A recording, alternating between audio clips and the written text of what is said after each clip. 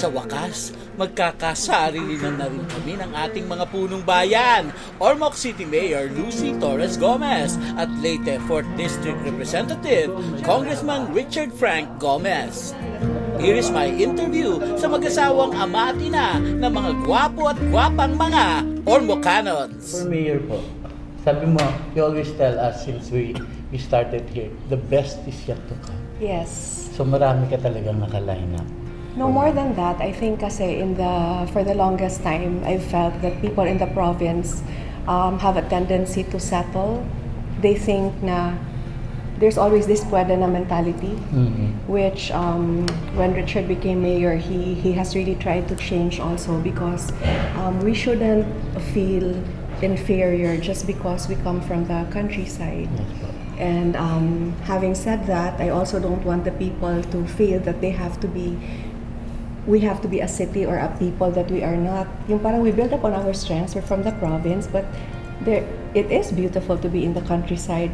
Lalo na siguro nung nag-pandemic tayo and nakita natin na the happiest people were actually those who had access to space, as opposed to a life in the urban areas na naka-confine ka sa buildings lang, no? So we really try to make the people value what they've been so used to for the longest time. Kasi nga, palaging the grass is always greener. People from the province always dream of going to the big city because the opportunities are there. Yeah.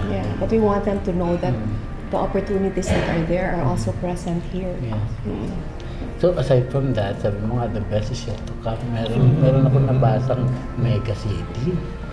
Those are naman, that's a private developer. So what we're doing is really setting the stage for the city to bloom in the way that it's supposed to, without losing the feel of the province, without losing our identity as a people. So we welcome the big businesses. In fact, we want for hotels to come in and really make the local players step up. Kasi only when there's competition in Bisaya we call it maniguro ka ba, because sometimes you become complacent because business is good anyway. But when there are bigger players, then it's healthy competition. And Richard, when he became mayor, palaging pag may pumupunta dito na negosyante, isa lang talaga yung hihingin niya lagi. Pakay. He'd say, please make sure that you hire locally. Okay. So a big percentage of who they need in terms of human resources should be local. So yes, Mayor, I can see that because we went around and we saw yung meron ka ring sinabi sa speech ka gabi, Mayor, na you have education on top of everything. So ano po yung plan niyo sa education? Because people talaga are your best assets. So you have to capitalize, you have to invest in your people so that they can be, palagi ko nga sinasabi na hindi naman natin mapipili the kind of family that we are born into. But when you have education, it's a great equalizer. So those who have less in life should have as much opportunities in education as those who have a lot in life. That's why our scholarship program is very strong. Actually, all these things, Marc, he started when he became mayor. Kasi nauna siya na sa LGU. I was more legislative. So dito talaga, he laid the groundwork. And all the programs that I have now, basically, I've just built up on the existing ones. Marami rin akong bala kay Kong. Dami ko rin nalaman when I was going around. Na talaga. Nung before, yung teleradyo, araw-araw ka namin chine-check. Because of the earthquake, remember? Yes. Nandun ka lagi sa labas. You were always there. 2017. Nandun talaga yung na nakita namin yung public service. And since then, nakagawa na kami ng dalawang housing for yung mga earthquake victims. Isang 700 units na NHA at saka isang 500 units dun sa dalawang barangays. Ngayon, nakatala na yung mga tao. Nandun na po. Nandun na sila. Meron silang sarili ng mga bahay. That was so, nakala natin, di natin makakabangon doon. Oo. But now, Well, most of nadaanan namin dito sa our side of Leyte, yung akala mo talaga hindi na makakabangon. But somehow, yeah, we've had Typhoon Oring in 1991, and then Typhoon Haiyan in 2013, 2017, the earthquake. When Odette happened, that's what happened when a people is very traumatized and scarred. yes. We over-prepared, so nag-clearing siya. We were so prepared for the typhoon that the following day, We had one of the biggest evacuations in the country 60,000, ever. no? 62,000 people ang evacuate namin in preparation for the coming typhoon. but because he over-prepared, at that time he was the mayor, the following day, it was life as usual. A wedding still happened. Parang hindi na-disrupt yung... Yeah, so pinagtawanan nga kami before because daw parang OA daw yung preparation ng Ormoc. Buti na yung OA, di Buti ba? na yung OA. Oo, buti na yung OA kaysa maraming masaktan. Tandem kayo, Kong, no? Yes. Because the mayor here is yung sa Committee on Disaster. Resiliency. Disaster resilience, yes. Tandem Maganda talaga. talaga pag yung congressman tsaka yung mayor magka-tandem. Ang dami nagagawa na improvement for a place. At saka, Mark, we really have to think of disaster resilience because it is hard enough to get funds. And then if the disaster resilience component is not factored in all your developmental projects, one typhoon can wash it off, and then you'll have to start again from scratch. So our interventions have to be such that kahit mabagyo, hindi kami magugunaw. Na-mention mo, Mayor, that, talaga ang timon natin dito pagdating din sa sports, siyempre yung ating athlete na si Goma. No? So, yung sa sports, in terms of sports po, kasi nakita rin namin, you were building a structure here, na nandun na rin yung fencing and everything na pwede nyong gawin dito. Nung congresswoman pa si Lucy nun, siya yung nag-fund para magawa namin yung oval namin na rubberized. Tapos ginawa namin yung grandstand namin. Then gumawa kami ng additional na basketball court, and then fencing hall, then boxing. Because nakita namin siya, na-prove namin na with a good sports program, maraming mga bata ang magbe-benefit. Okay. No?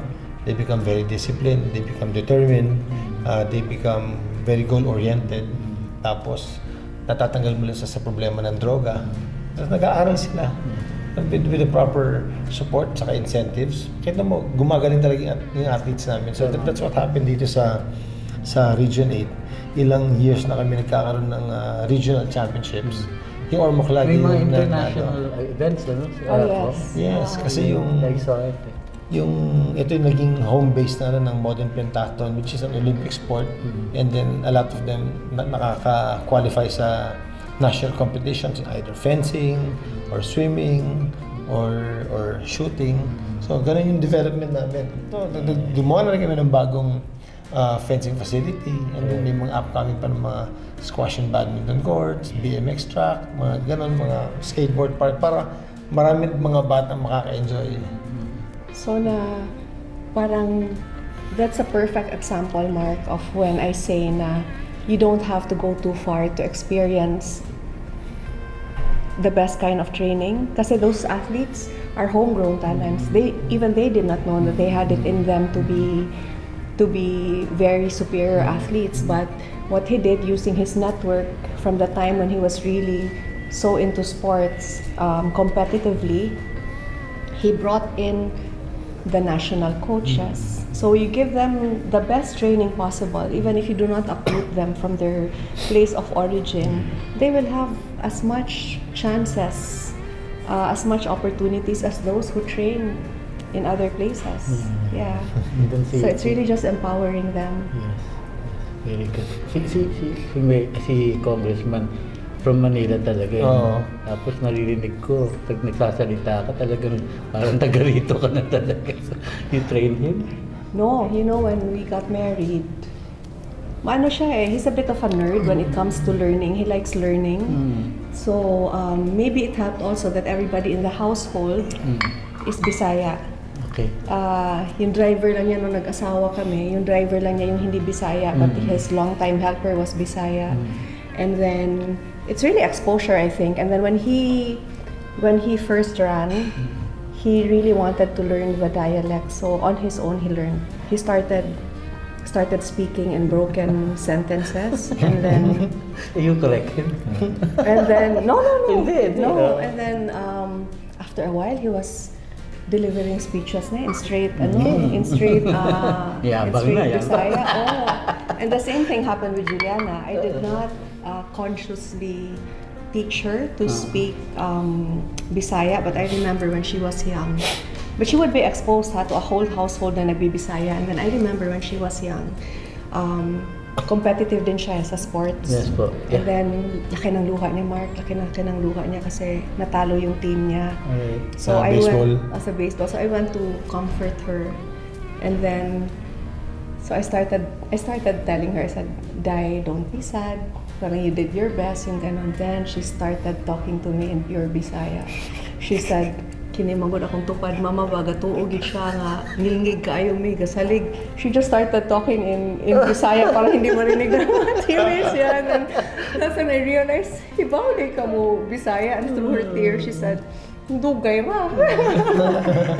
When did she shift si Juliana sa fencing? When did they what? When did she Kailan shift? siya Pandemic? nag-shift? Kasi sabi niya, what, baseball? May- No, si Juliana started, actually nag-fencing na siya when she was young. She was about mga 10, 11 years old. Nag-fencing na siya, and then she was joining competitions. And then nung nag-high school na siya, nag-senior year siya, nag-shift siya ng volleyball. Hanggang pagdating niya ng college, gusto niya tuloy yung volleyball. Sabi ko, Juliana, siguro sa height mo, pwede mag-setter ka, okay, mag-libero ka. Dahil gusto niya open spiker. Sabi ko, open spiker, kailangan mga 6-footer ka. Abuti na lang, Marc, nagkaroon ng COVID. So, sarado lahat. So, sa Metro Manila, sarado lahat yung mga university, so uwi siya dito. Sabi ko, Juliana, ang bukas lang dito na sport, yun, pwede ka mag-running, bawal ang boxing, pwede mag-baseball, pwede mag-golf, pwede mag-fencing. Okay. Walang volleyball, walang basketball. Sabi ko, bumalik ka na lang sa fencing. O talagang bias ka kasi nag-gold medal ka. So bias ka sa fencing. So, nung sabi ko, total may maggamit ka ba? Dali mo lang dito, and then balik ka na ulit ng fencing. So, she went back to fencing from scratch. Nag-aral siya. So, nung tama-tama, nung patapos na yung pandemic, yung national team nandito na rin. Dito nagtitraining yung national team for fencing. Yun, gumaling siya. Tapos nung bumalik siya sa eskwelahan, sabi ko sa kanya, maganda ka na maglaro, mas maganda yung chance mo na magmedalya ka sa fencing kaya sa volleyball. So nag-shift siya sa sport. Sinabihan niya yung dean nila na from volleyball, lilipat siya ng fencing. Yun, awa ng Diyos, naka-gold sa UAP. Yes. Sabi ko, kung nag-volleyball ka, baka wala kang gold medal ngayon. Yes. Sobra, balita sa lahat. Kapanalo niya. And I have to ask this, Kong, when you became mayor, parang na-realize ko na, sabi nila, yung ibang mga taga-Ormoc, hindi nararating yung mga pinupuntahan mo because you discover places, di ba? Gala kasi siya talaga. Gala siya. Gala siya talaga. Yung hindi napupuntahan ng taga-Ormoc, ikaw nakarating na doon. No, hindi ko nga napupuntahan kasi yung buhay ko naman before lockdown. Opo. Wala pang pandemic, lockdown na yung buhay ko. Hindi lang tinawag ni Daddy na lockdown, pero I grew up kasi, Mark, in the 80s na very, very, very strong yung problem ng insurgency. Oh yeah. So, parang delikado yung masyadong gala. When I got married to this man who really cannot stay put in the house. No? So, I'd be at home lang, happy to be at home kasi ngayon ang nakasanayan ko. Siya naman, he'd have so many friends, more than I ever had in my life living in Ormoc, no? Okay. And then, kung saan-saan siyang bukid nakakarating, kung saan-saan. And he would always say, ganda ng lugar na to, hindi lang na-reach pa yung full potential niya. So I think it took somebody to look at the place with new eyes for us as a people also in Ormoc to also see Ormoc with new eyes. Nung bago ko dito, 1998, kami kinasal dito sabi ko, ang sarap sa probinsya, di ba? Sa Metro Manila, masikip, polluted, pero po nandito, luwag ng lugar. Kasi sabi, paikot-ikot lang, nagkukotse-kotse, kaya minsan nagmumotor na ako. pinapasok ko yung mga yung mga kung saan farms ako mapasok, nababalahaw ako, nahihila ako, lubog sa putik. So nag-hunting ako. So naikot ko talaga yung lugar. So, nung time na dumating na yung binigyan kami ng opportunity na tumakbo dito, ang dahil ko na nakita ang lugar dito na ang gaganda talaga, ay sarap ayusin. So yung mga councilors namin dito parang, uy, napunta mo sa lugar na to, napunta ko na to dati. First time ko dito. Sabi ko, naman, ako, iniikot ko lagi ito eh. So that's how I learned to love the place. Maganda talaga yung Ormoc. It just needs to be developed. So nung time na yun, nagkaroon na kami ng lucid vision na, sige, ayusin natin itong lugar nito. Yan. So hanggang ngayon, nandito pa rin kami. But may iba tayo. Yung nakikita namin na as a mayor, no? Kasi yung wife ko paano na ganyan. Sana sabi ko, sana yung wife ko, parang si Lucy Torres na parang hindi marunong magalit. Nagagalit ka ba sa kanya? Or nagkakaroon pa kayo na hindi pagkakaunawaan? We have discussions. I wouldn't say na nag-aaway kami kasi hindi ko talaga nature yung... It's really not my nature na yung nagwawala. Yeah, I can see that. But I do not bottle things inside. Kasi yun yung usapan namin nung naging kami. Sabi niya, most girls think that their husbands are mind readers. Ugali daw yun ng babae. Ugali daw yun ng babae na pag silent treatment. Ako sa ganyan. Pag silent treatment, dapat alam na ng partner mo na galit ka sa kanya. Sabi niya, I don't have time for drama like that. Okay. Anything that bothers you, just say it as is and then we deal with it. Wala yung mga silent treatment ng 3 araw, 3 linggo, 3 buwan, wala yan sa amin. Anything that needs to be discussed, we discuss openly, we resolve right away, and then we move forward. So nothing steeps. At umiiral din yung committee mo on gender equality sa inyong dalawa. Tama? Oh, I've never felt suppressed. I've never felt na just because he is the man, I have no voice, or that his is absolute. He's very liberal. His leadership style is very similar to his marriage, to his ways when it comes to marriage. It's very consultative. It's collaborative. Okay. He's not a lone ranger. He really likes a coming together of minds and ideas and opinions, and that goes for his work professionally and for his life personally.